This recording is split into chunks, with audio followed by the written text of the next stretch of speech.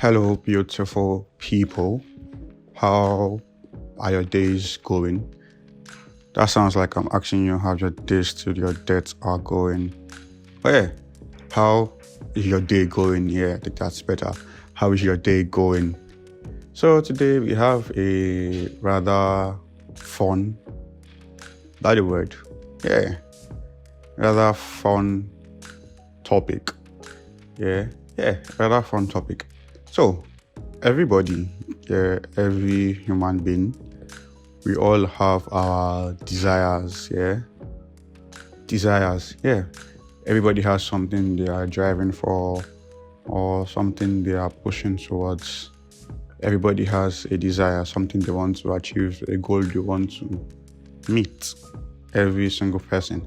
And people who don't have desires, basically don't have a driving life, and are just there. Just there is a weird way to say it.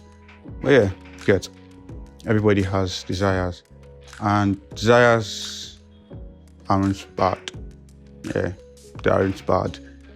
But what happens when we let those desires grow into something else? That is what we're going to be talking about today. We are going to be starting a new series.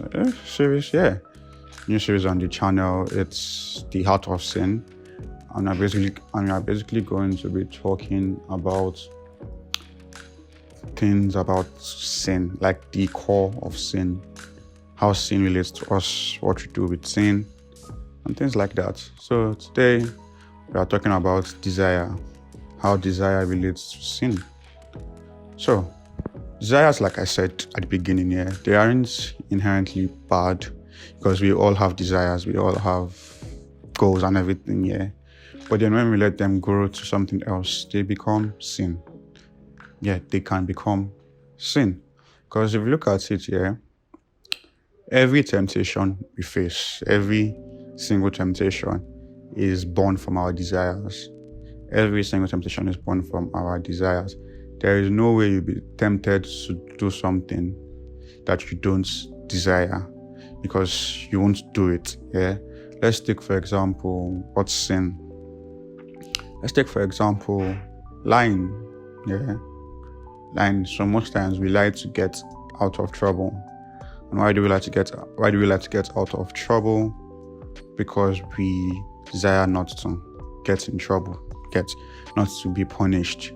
But there are some people that lie for validation per se. They desire to be seen as equals or better per se to the people they are lying to. Like lying that they've achieved some things when they've actually not achieved those things, or that they have something when they actually don't have that thing. It's from a desire to be seen as something they are not, to be seen as something more, if you can put it like that, something more than themselves. And that is how sin comes in. When your desire is starting to grow to a point where you can't control it per se. So this morning, I was talking with a friend, and then she asked me a question. She asked me, it was a question relating to lust. How did she put the question again? The question was, how does someone who lost, how does that replace God in the person's life? So to answer that question, that's going to be on another video. That's going to be probably next week or next 2 weeks. So feel free to come back then to watch the answer to that video. But as I was trying to explain, to give her the answer to that question, I came across this point, how lust is gotten from attraction to the opposite sex, attraction to someone. So the very foundation of lust, like when you're lusting after someone, or something, is basically an attraction. The fundamental of lust, the basic, is that what I'm looking for? The fundamental of lust, the beginning of lust, is a longing, is always an attraction. So in beginning, when in the in the beginning sounds like in the beginning, that made no sense. But yeah, in the beginning, I said it again. Or puberty, yeah, in the beginning of puberty, exactly that's what I'm looking for.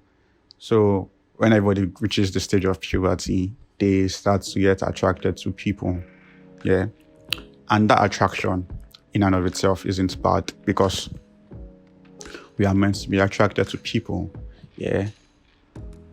But then when we don't check that desire, when we don't hand over that desire to God, yeah, it begins to grow and become something else.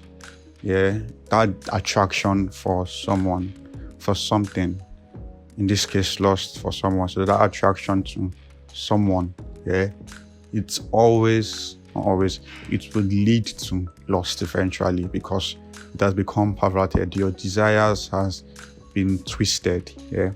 And then when we don't hand over that desire, that longing for someone, yeah, we tend to, not longing, that desire for someone, yeah, we tend to drift towards lust when we don't hand it over to God to give us self-control, to help us control it, yeah.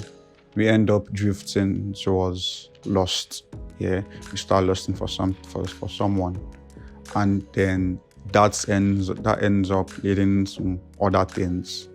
It ends up leading to sexual addictions, to porn addiction, to, in some cases, some very extreme cases, might even end up leading to rape. Yeah.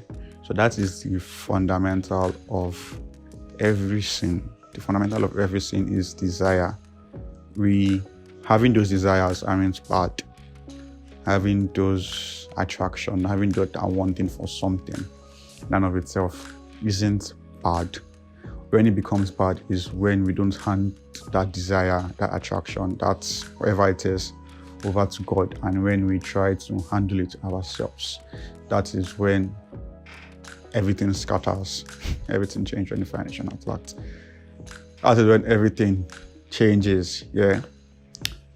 And that is when sin sets in. That is when the bad and the ugly sets in. Let's take another example.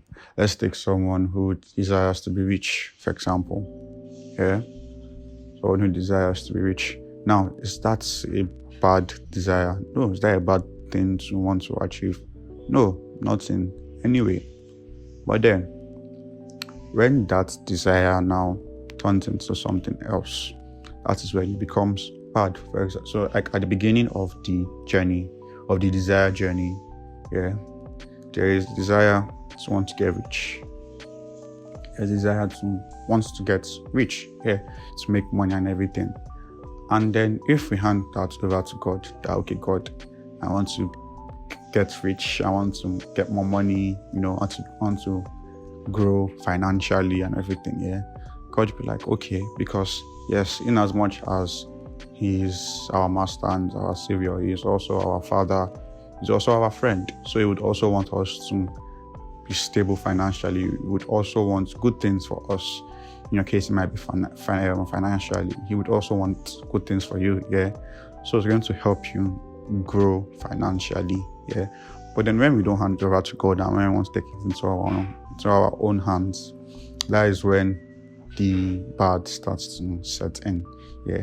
So little by little, when we aren't achieving the amount we want to achieve or reaching the goal we want to reach, in this case, which is getting rich and all, yeah, we start to steal little by little. Stealing, then from stealing little amount, it goes to stealing large amounts. Then from there, it starts to go into fraud and things like that. All because we had a innocence, that's what I want to use, yeah, an innocent desire to become rich.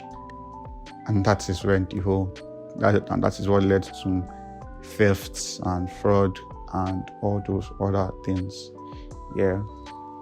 And in some extreme cases, sacrifices. Well, yeah. So I have said the whole thing about desire. So how do we control our desires? The best way we can do that is, like I have said not every time, like I said throughout this video, is to hand it over to God. Because here's the thing here. God knows our hearts. He knows all our emotions. He understands us. He knows all our desires. Yeah. So he knows what we want. So he knows the best way to get to us. You might feel we know what to do, we know how to handle it, but quite frankly, he knows us better than we know ourselves. So, best way to handle your desires, your every cravings, is to just hand it over to God, and He would help you. He would guide you. He would lead you down the right path. Yeah. And you would feel fulfilled. You would feel more fulfilled when you go through the right path, when you go through the path of God, than when you try to handle it on your own. Yeah. So I think that is the end of today's episode. Yeah. And I would see you all next week. Or you will see me. Yeah. You would see me again next week. Peace.